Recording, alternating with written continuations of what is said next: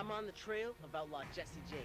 There's evidence that he faked his own death in Missouri to escape the law and then lived 70 more years here in Texas under another name. Jesse Woodson James. September 5th, 1847 to August 15th, 1951. That's almost 104 years old. Look, it even says, supposedly killed in 1882. So was Jesse really killed in Missouri at the age of 34? Or did he live to be over 100 here in Texas? One man and two corpses. Who is the real Jesse James? Maybe this man's death certificate will give me a clue about who he really is. It's right here. Jesse Woodson James, August 15th, 1951. Yes, that's when Sheriff Orrin Baker was in office. How can I find Sheriff Baker? Well, Sheriff Baker is deceased, but his daughter lives a couple of miles from here. Maybe she can tell me if this guy in Texas is really Jesse James. Hello. Hello. My name's Araya. I'm investigating the mystery of Jesse James. Are you Sheriff Baker's daughter? Yes, I am. I'm Versanoi Baker McAtee. Arad, Betty knew that he had Jesse James. Versanoi told me about an old man that her father knew as J. Frank Dalton. Why did your father think that J. Frank Dalton was really Jesse James? See, right here is a report that he made. When the old man died, her father was one of the people who inspected the body. And what did they find? Bullet wounds on the head, one between his eyes at the hairline. Definitely sounds like an outlaw. These were some of the markings that the U.S. Marshals were looking for to identify Jesse. Reportedly, he had about 32 bullet wounds. Many important markings matched, including this tattoo, Tex Wise. So was the guy in the official grave Jesse, or is J. Frank Dalton Jesse? I'm not sure what to make of the story of J. Frank Dalton, because I found a website that says this man is the real Jesse James. He also lived to be old. I'm still in Texas, and already I'm on my third Jesse James. This is a photo of James Courtney. Betty is his great-granddaughter. You believe that your great-grandfather is the real Jesse James? Yes, I do. I'm convinced of it. Leading facial identification experts in the country all agree that this is the same man. And that's not all, Araya. There was something strange about James Courtney. Something that Betty thinks helps prove that he was Jesse James. My great-grandfather was not the simple farmer he pretended to be. When someone would ride up to his house, he would blow out the lantern and always had his pistol in hand. And I knew at an early age that that was not normal behavior. Betty thinks that James Courtney's strange behavior was a good clue that he was Jesse. And there's something else. This is a picture of Betty's great-great-grandmother, and this is Jesse James' mother. They're both missing their left arm, and they're wearing the same dress. Quite a coincidence. Now, Araya, I have something really exciting to show you. This is a map telling how to find $30,000 in gold that Jesse James buried. Jesse James was known for robbing banks and trains, and he drew this map so he could bury the gold and know where to go back and find it.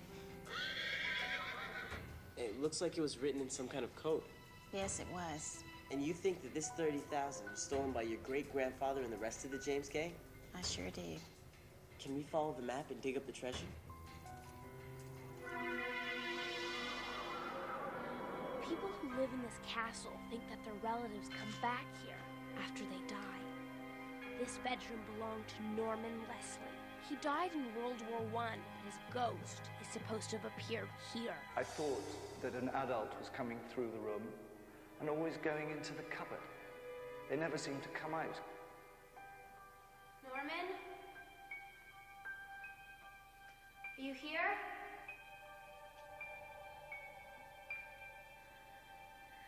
This is really creepy. That must be the cupboard where Tarka said Norman vanished.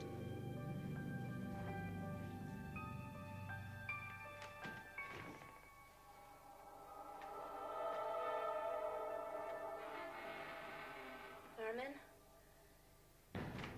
Norman?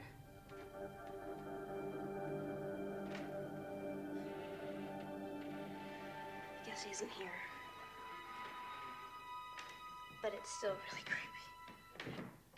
Sammy Leslie is Tarka's cousin and the manager of Castle Leslie. The Leslie home is now a hotel and restaurant. Sammy has her own story of when Norman appeared in this room to help her out of a family crisis. Is Norman's ghost still haunting Castle Leslie? I think he may have come back for a reason.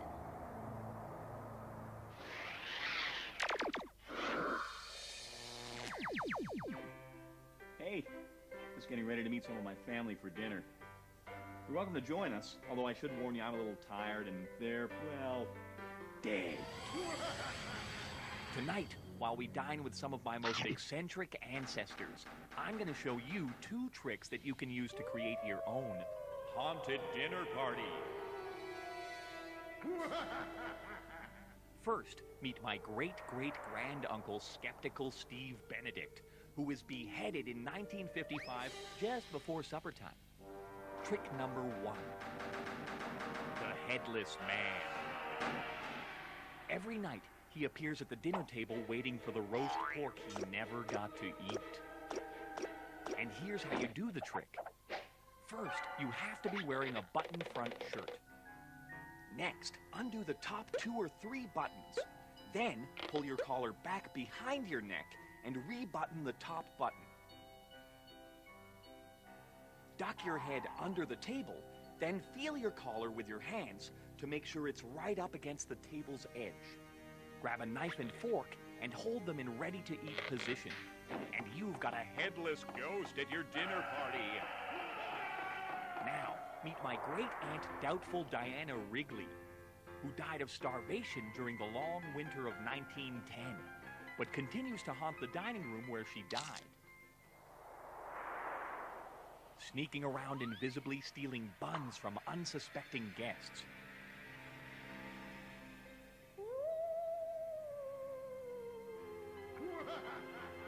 Here's how you do trick number 2, the floating bun of death. When no one's looking, lay your cloth napkin over a fork on the table in front of you. The handle of the fork should be under the inner right corner of the napkin. Then, start telling a story about a ghost that haunts the dining room as you pick up a bun and put it under the napkin right in the middle. Secretly stick the bun onto the end of the fork. Then, grab the napkin with both hands by the corners nearest you. Your right hand also grabs the very end of the fork handle. Keep talking about how the ghost tries to steal food as you use the fork like a lever, pushing the bun up and lifting the napkin with it.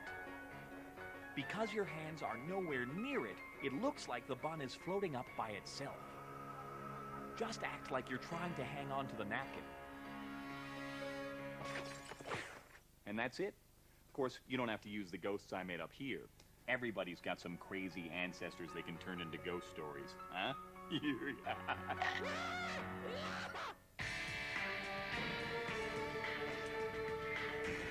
Did Jesse James fake his own death to escape from the law?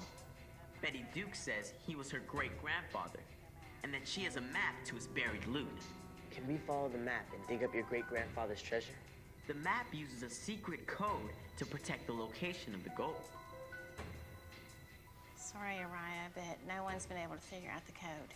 Oh. I do have this diary that was in his saddlebags when he came to Texas in 1871. Was Betty's grandfather the real Jesse James?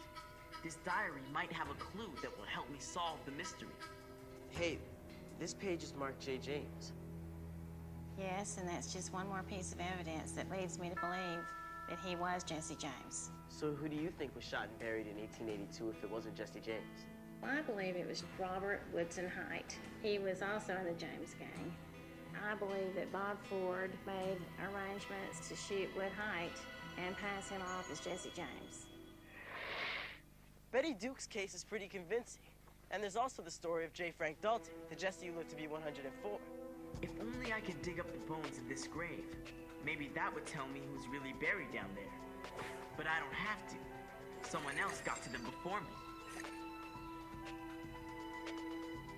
Professor James Starrs dug up Jesse's official grave in Missouri. He's got the actual bones from that grave. And now, science has a way to tell for sure if they belong to Jesse James. In today's world, is DNA. DNA testing can prove who someone is related to. Dr. Starrs got in touch with two people who are known to be related to the real Jesse. I received blood from them, and we matched it to the DNA here, and it was a match. So using the DNA, you were able to determine that this was Jesse James' body? Without a shadow of a doubt, these are the bones of Jesse James. So it seems Jesse James' luck finally ran out when he was shot at the age of 34. But some people still believe that Jesse James faked his own death, and it might be a while before DNA evidence changes their minds. Until then, Jesse's legend is sure to live on here in the West.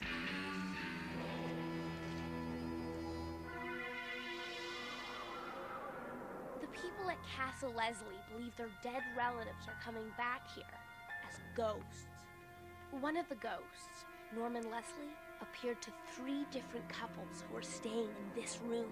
The first couple said they were awakened by a soft light. They said they saw a man looking for something in the chest of drawers. Then he vanished. Another couple were also awakened by a light and saw a man. But this time, he held up some papers and smiled. But get this, before these appearances, Sammy Leslie, now in charge of the castle, had been looking for some really important family papers, but she couldn't find them. So after these guests saw Norman holding some papers, she felt like having a look one more time. I was on my own and I walked over to the first box and picked out a file, and it was a file with Norman's name on it, and I just got the weirdest feeling. I just got a prickly feeling all over. And when I opened the file, all the papers and things were there to show what I needed, all the information that I'd needed. Do you think Norman had something to do with that? I definitely think he was trying to point me in the right direction. That story about Norman is pretty amazing, but I wonder if there could be another explanation for what people are seeing in the castle. Mark Leslie is Sammy's older brother. He has other ideas about why people keep seeing ghosts at Castle Leslie. Mark, do you think your relatives really do stick around to help your family?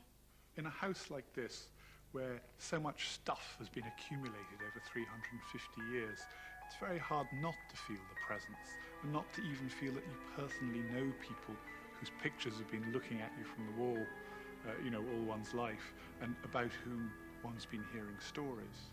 So maybe that plays tricks, and people imagine that they've seen things or heard things that haven't happened. What about the hotel guests who claim to see these ghosts?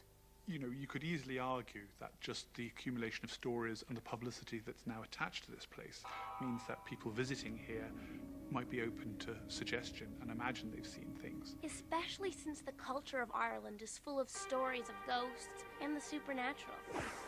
Well, I didn't find any concrete evidence that Leslie family members are coming back to the castle after they die. It might just be the atmosphere of this place, or the stories people tell each other about their relatives coming back that leads people to believe they're seeing ghosts. Either way, the idea that our ancestors are watching out for us sure is a nice one.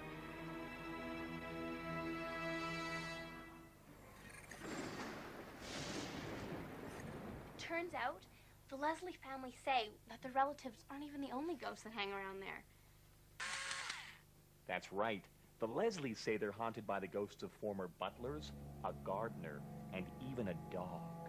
I mean, I like it around here, but if I were a ghost, I wouldn't want to spend eternity at my place of work, especially with you-know-who hanging around. David, look at this office.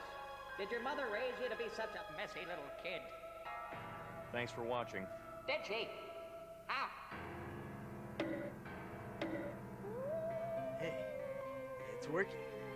The bond is floating. Hey. Remember, things aren't always what they seem.